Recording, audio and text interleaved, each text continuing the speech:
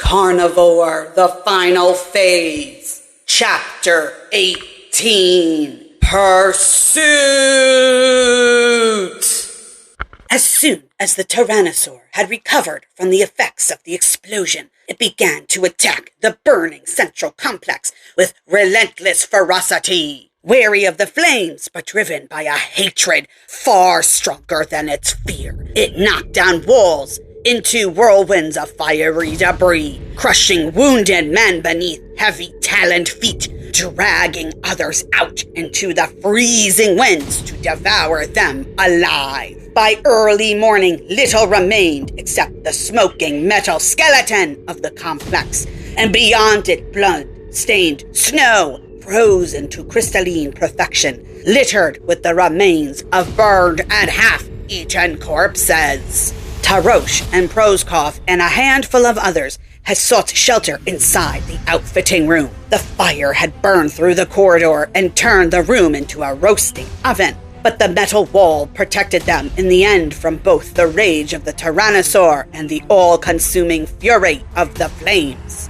That morning, when they turned on their flashlights for the first time since entering the room the night before, they could see, to some extent, the nature of the damage done to the central complex and to themselves. Every one of them has sustained an injury of some kind from the explosion. The blood from Tarosh's scalp laceration had coagulated, and he still wore a half mask of dried blood as he sat on the floor, a blanket draped like a shawl across his head. "You should lie down, sir," Proskov said to him. "It's only a flesh wound, Dmitri." Tarosh pulled back the blanket, flakes of black blood cracking loose from his face. "How many are left, Dmitri?" Proskov swept the room slowly with his flashlight. "6, sir, including us." "Identify yourselves," Tarosh ordered the men. "First name, then last." "Pete Mendoza." "Holy shit! How did Pete Mendoza make it to Chapter 18? The cook raised a hand warily, face blistered by burns. "Markovici. Markovici." Pete's young assistant blinked into the flashlight beam. An exhausted man raised his hand. "George Benson here." A man with cuts on his face from flying debris looked up with one hard eye, the other swollen shut. "Tom Callahan." Tarosh nodded, confirming the count for himself. 6. Very good, Dmitri. "What do we do now?" Benson asked. "Yeah," Callahan said. "What the hell we do now?" Tarosh smiled, an unsettling effect with the black blood. 2 members of Deep Core Station, Troy Darrow and Kelly Sawyer, have taken advantage of the recent disaster to desert. Callahan snorted. "So, who gives a rat's ass?" Tarosh drew his Makarov, movements quick and sure despite his recent injury. He pointed at the almost casually at Callahan, whose one unswollen eye grew wide. 2 deserters are bad enough, Tarosh said. "I can't afford any more. Are you with us, Tom, or against us?" "With you, hell, you know that." "I had to be sure, Tom." He put away the Makarov and turned to the other 3 men. Proskov moved the flashlight with him. "I want to go after those 2 deserters," Tarosh said, "and punish them for what they've done." "What do you mean by punish?" Benson asked. "Kill him?" "Darrow, yes.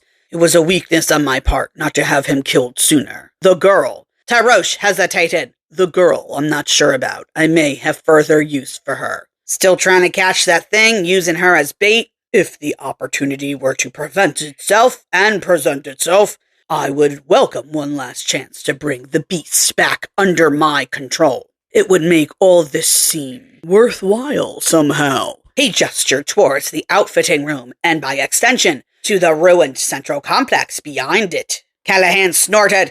"Well, we know how to bring the son of a bitch down easily. We just can't keep him down." "You're right, Tom. Perhaps the girl can help." "What are we supposed to eat?" Mendoza asked. "When we go looking out there for them too." "What you mean is," Callahan said, "how do we make sure he don't eat us?" Kovici and Benson laughed at the Mendoza frowned. "Hey man, I'm serious. We got no kitchen no more. It burned down last night." "True," Tarosh said, "but the kitchen supplies wouldn't have worked for us anyway. We don't need perishables. We want light, portable foodstuffs, freeze-dried item, concentrates. He gestured to the supplies in the outfitting room. Those things are here. Darrow and the girl took some with them, but we have more than enough for our needs. Do we start packing stuff now? Kovici said. Or try to get some sleep first.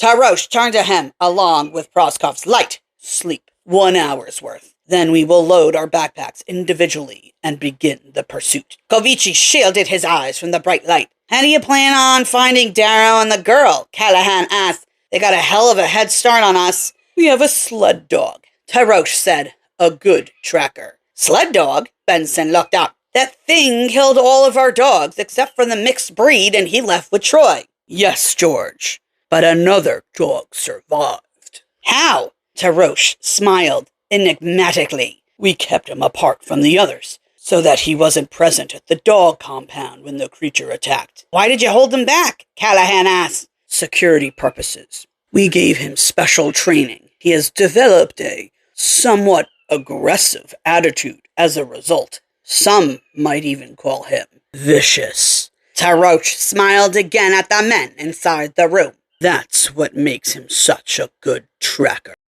Far away from the outfitting room, where the other 4 men lay deep in nightmare-troubled slumber, Proskov, walking behind Tarosh down the twisted blackened ruins of the central complex, turned to his commander. Darrow has Zalman's pistol with him, my colonel. Yes, Dmitri, but you have that. He pointed to the Weatherby, crusted with Berlin's blood. Not many cartridges left, Proskov said. How many will you need with a caliber that size? Only 1, my colonel. Good. Let us check on the dog Grushka to see if he survived the beast's attack and the burning. As they continued through the charred remains of what was once left of the central complex, Proskov said, The monster before this, he is always afraid of fire. He still is. But last night, he was angry. The explosion enraged him. What he did here was an act of vengeance. But, my colonel, you said he does think? Yes, I did say that. Perhaps I was mistaken. Tarosh looked out over the ruins of the complex. Perhaps he can think the way a cunning peasant thinks. They passed the remains of the map room, ashes covering burned chairs, shattered tables, and came at last to a metal door with a heavy handle and a card-activated security lock. Tarosh took out his ID card and inserted it into the slot. A buzzer should have sounded if all the wiring had not been burned in last night's fire, but the card still unlocked the door. Tarosh opened it, then stepped inside.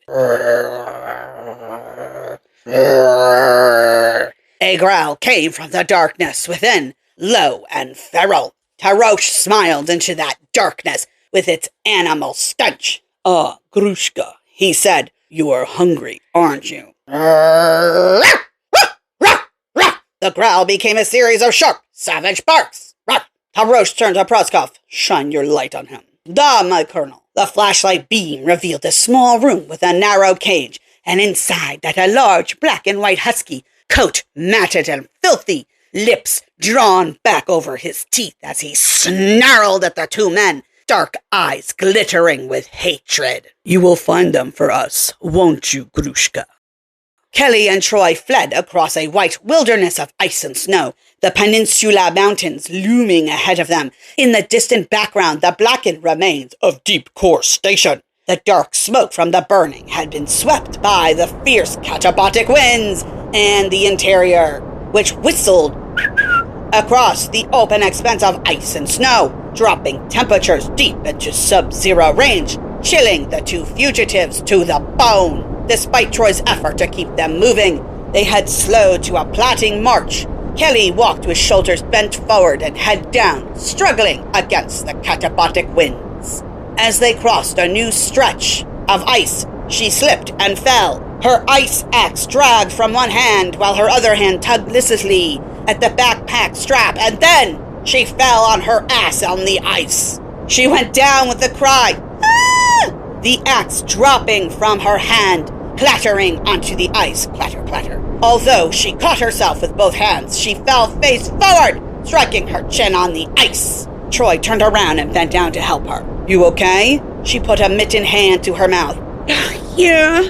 Here, give me your... I'm fine. I can get up by myself. She took the mitten away from her mouth. A thin line of blood began to trickle down her lower lip. Hatui! She spit out a mouthful of blood into the howling wind. It froze almost instantly in the sub-zero air. A long, dark red streamer, snapping with a sharp, crackling sound as it hit the ice-covered ground. She stared at it. Christ! Spit always freezes when it gets down to minus and below. I thought it was supposed to be warmer on this side of the peninsula. The catabolic winds are blowing today, bringing the colder temperatures from the interior. Where are your famous Antarctic summer rains? They could start falling any time now. Summer weather's very unpredictable here. Everything's unpredictable here. Ow! She winced in pain, limping on her left foot. Twist your ankle? No, it's okay. Let me look. He reached down for the ankle. She jerked it back from him, hopping awkwardly on one foot. I'm not gonna hurt you, Kelly. I said it's okay, okay? Can you walk on it? Yes, I can walk on it. Who do you think I am? An old lady with osteoporosis? A twisted ankle's no big deal back in civilization. Out here, it can mean a delay of several days or worse. The ankle isn't twisted, Troy, okay? Then why are you limping on it? Because I pulled a leg muscle in my thigh and it hurts. Happy? Or you want me to take down my pants and show you? Not here. Too cold. Maybe later where it's warm. She snorted and started to walk across the frozen ground again, limping slightly, leaning on her ice axe. We can rest for a few minutes, Kelly. I don't want to rest. We've got a long way to go. I know that. No point getting worn out at the beginning. I'm not worn out. Are you? They walked for the next 100 yards or so in silence. Kelly tensed her body as the cold wind from the deep interior whipped over them, chilling the air inside their lungs. She stopped and looked back at the blinding white snowscape behind them. What's wrong, Kelly? I'm worried about Wolf. Where could he be? He'll show up. He got killed by that explosion, or by the T-Rex. I doubt it. He's one tough dog. Don't forget he survived T-Rex attack on the sled dog compound. Then where is he? Maybe he went off to catch himself a penguin or a seal. We haven't had much food ourselves for the past few days. I'm sure he's had even less. It was one horrible explosion. Yeah, had a real kick to it. Why did Tarosh blow up the complex like that? Did they do it on purpose? Probably not. I think they just pitched the Jellyonite down to the ice, to the T-Rex, and he knocked it back to them. You think he understood what the explosive device was? Technically, no, but I think he sensed it somehow. So do I. Dinosaurs were probably a lot smarter than we assume. They weren't just big, dumb lizards after all. They ruled the Earth for almost 150 million years. That was a whole society of them. This T-Rex is all by himself, and he already rules Antarctica. They both looked at the white void surrounding them, suddenly conscious of their own vulnerability.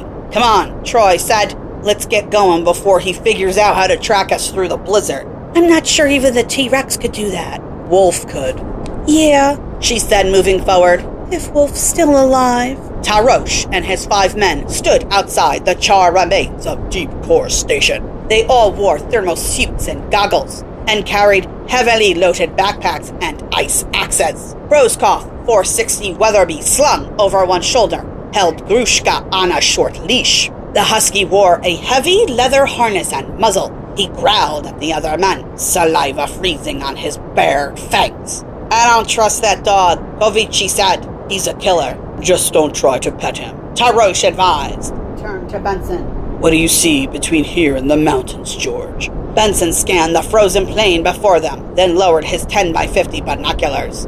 Not a damn thing. They can't have made the mountains yet. We should still be able to see some sign of them. Here, take a look for yourself. Tarosh raised the binoculars and adjusted the focus. He looked for several minutes before lowering them. They must have stopped to rest. Or maybe that thing ate them, Benson said. No, Darrow's too clever for that. He don't have a blowtorch with him no more, Mendoza said. Yes, Pete, but he can still have taken some kind of precaution. You can be sure of that. He's so goddamn smart, Callahan asked. What do you want him killed for? Because he's not with me, Tom. He's against me. Callahan started to say something, then decided not to. What if that thing comes after us? Benson asked. I doubt he will, Tarosh said. Even after the explosion and fire, Deep Core Station is still his home. He will most likely return here first to scavenge for food or simply take shelter in familiar surroundings. You sound just like that girl scientist, Callahan said. She does know certain things, Tom.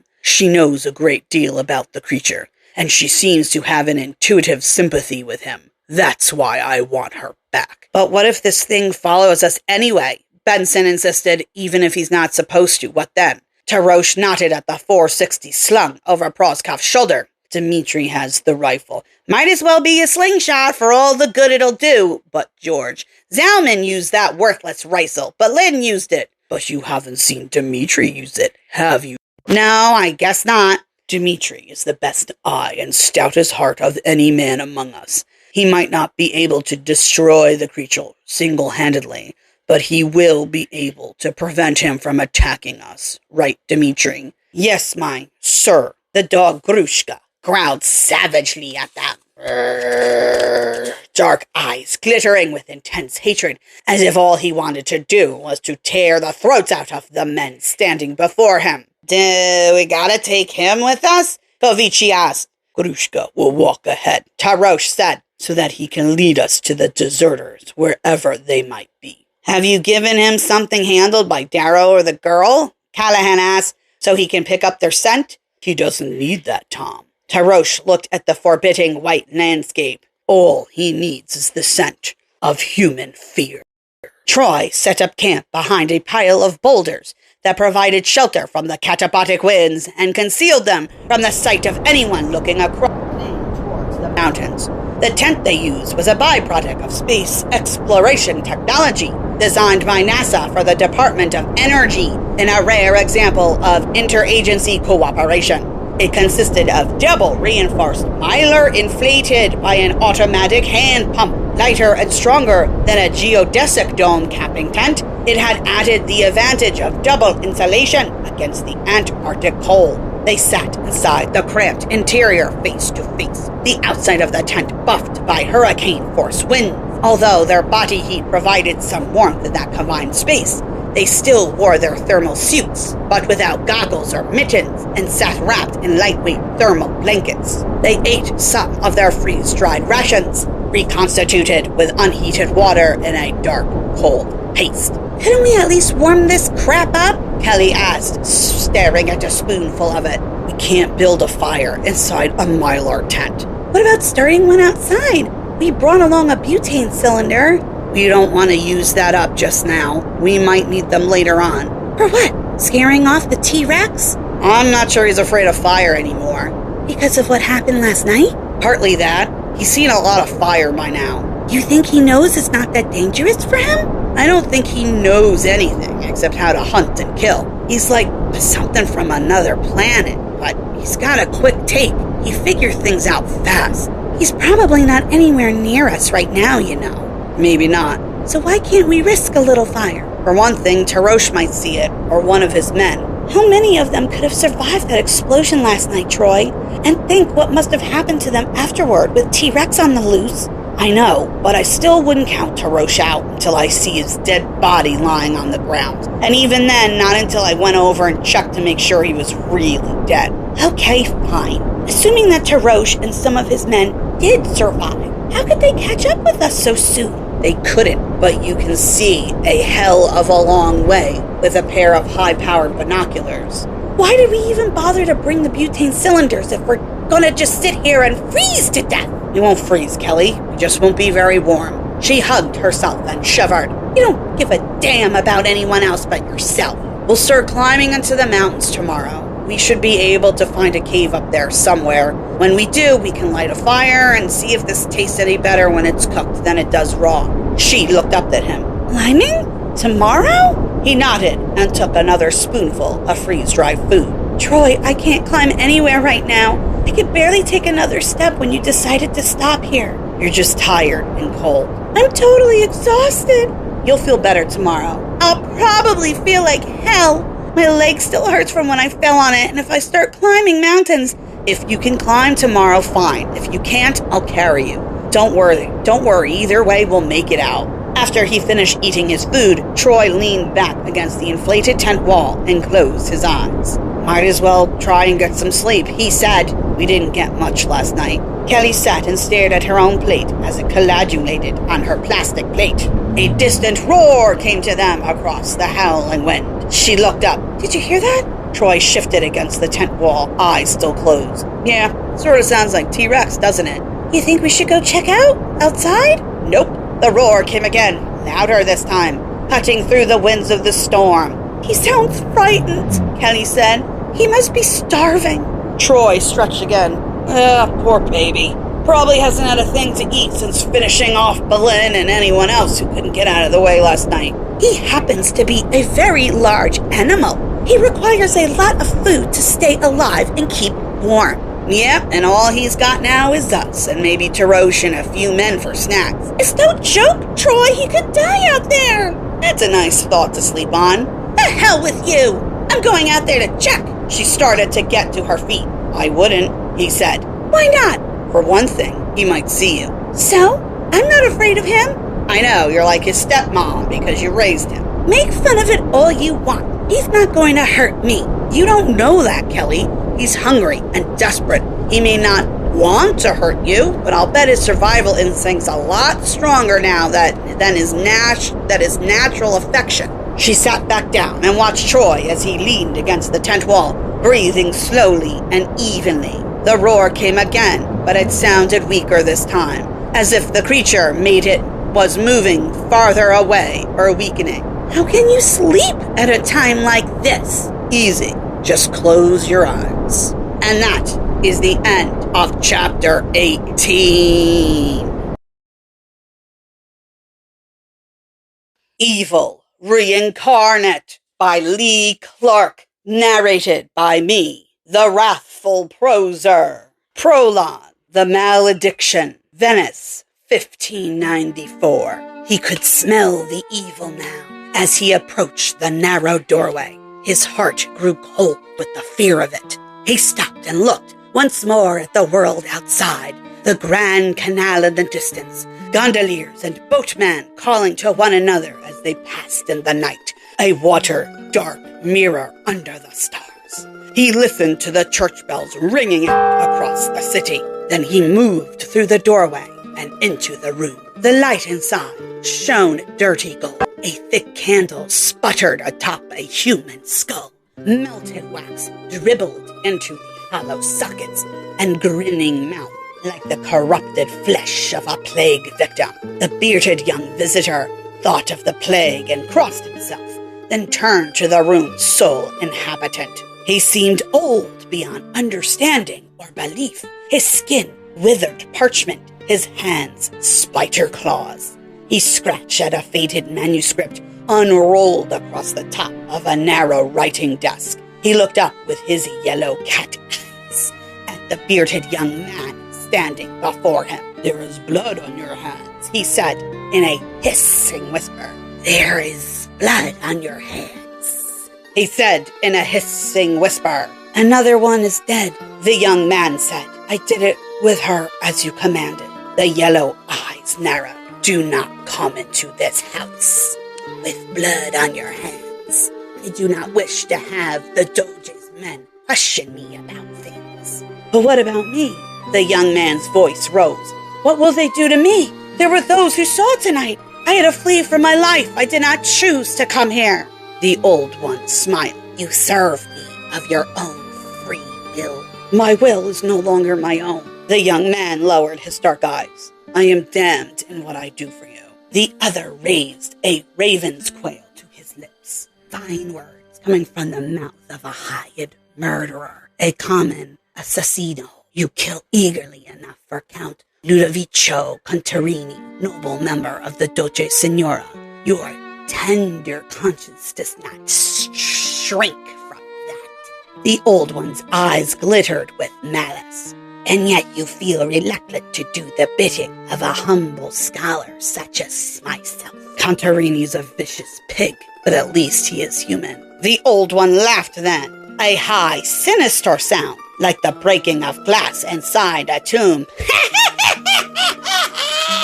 The young man drew back from the evil laughter. Besides, Contarini possesses that which I desire more than anything in this world. The laughter stopped. Pays you gold for blood, a common exchange, but a spider's claw pointed to the ancient books and manuscripts about the room.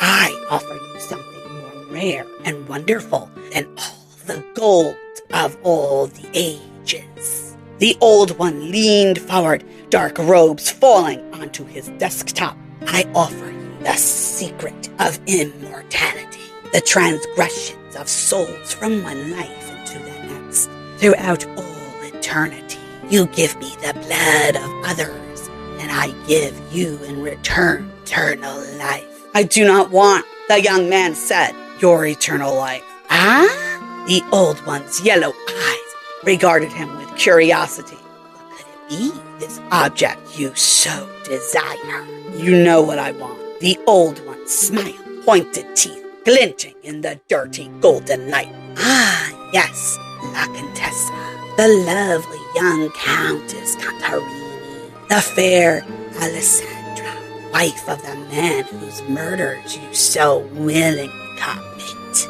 The smile vanished. A man who sits on the Signora and the dreaded Council of 10. A man who could condemn you to a slow, agonizing death in the Doge's torture chambers with a mere nod of his head. The young man paled beneath his dark beard. I cannot fight Contarini and his great power. I cannot take her from him. But you can. You can give her to me. The old one sat motionless as a mummified corpse. Then he said, her sake commit his murders and mine. For her sake, I would do anything. The spider's claw laid down the raven's quill. Then you shall have her. He nodded. My thanks, master. I will do your bidding with a glad heart. He looked up at the old one's yellow eyes. And I will never again enter your house with blood on my hands. He bowed and left the room. You shall have her indeed, the old one thought, watching him leave in this life and the next. He folded his spider's claws together, and when the time is right, the fire will have you both.